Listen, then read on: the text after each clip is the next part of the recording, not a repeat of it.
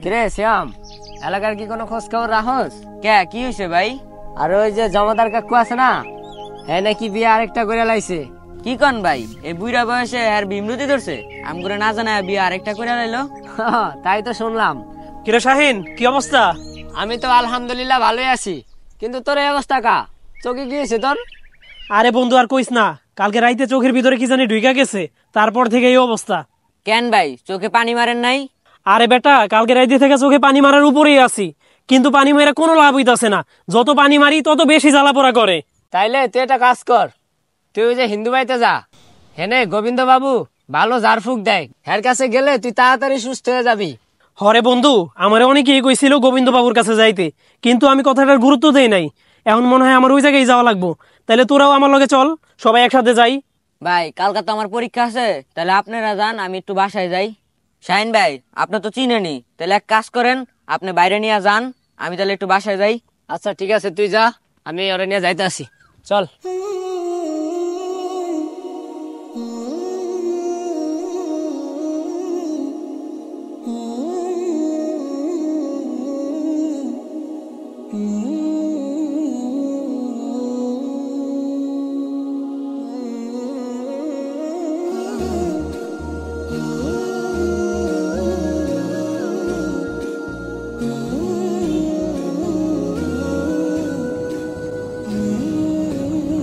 আইসস, কি করলো?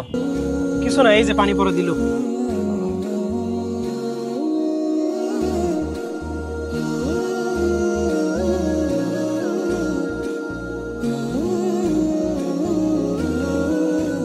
ইব্রাহিম, কি অবস্থা? চোখে কি হয়েছে তোমার? আর হাতে কিসের পানি? আরে ভাই আর কোয়েন না, কালকে রাইতে আমার চোখের ভিতরে কি জানি ঢুকছে, এরপর থেকেই অবস্থা অনেক খারাপ। সবাই কইলো উত্তর পাড়ার গোবিন্দ দাদা আছে না, সে নাকি অনেক ভালো পানি পড়া দেয়, এই কারণে ওনার কাছে যায় পানি পড়া নিয়ে আইলাম। কি? গোবিন্দ বাবু? আরে ভাই চিনেন নাই? ওই যে ঝাড়ফুঁক দেয় যে গোবিন্দ বাবু, ওই হিন্দু লোকটা। হ, চিনছি, কিন্তু তোমার ওই হিন্দু লোকটার কাছে যাওয়াটা ঠিক হয় নাই। উচিত হয় নাই? কেন উচিত হয় নাই ভাই?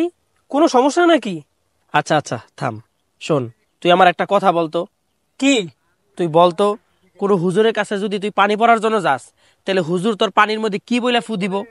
কোরআন শরীফের কোনো সূরা বা দোয়া? তাইলে এবার তুই বলতো, গোবিন্দ দাদা তোর পানির মধ্যে কি বইলা ফু দিতে পারে?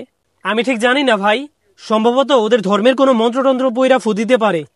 আর বেটা, সম্ভবত না, এটাই। আর এটাই তোমার ইমান হারার একটা কারণ হইতে পারে। কেন ভাই, এমনটা হইতে যাইবো কেন?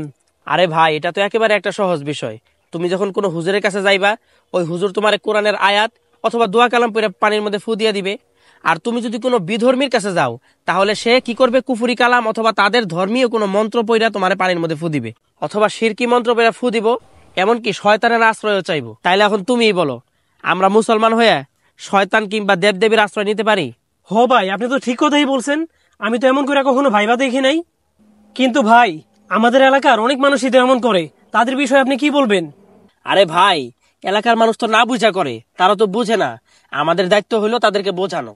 আচ্ছা আশিক ভাই, একটা কথা, আমরা যে হিন্দু ডাক্তারের কাছে যাই, এটা কি আমাদের যাওয়া ঠিক হবে? আরে শাহিন, ডাক্তারেরা তো ঝাড়ফুঁক দেয় না, তারা চিকিৎসা বিজ্ঞানের উপরে ডিপেন্ড করে আমাদেরকে ট্রিটমেন্ট দেয়, যেমনি ভাবে একজন মুসলমান ডাক্তার চিকিৎসা দেয়।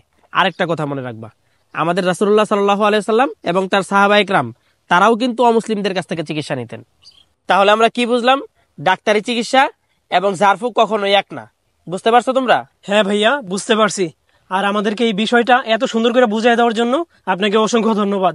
আচ্ছা ঠিক আছে।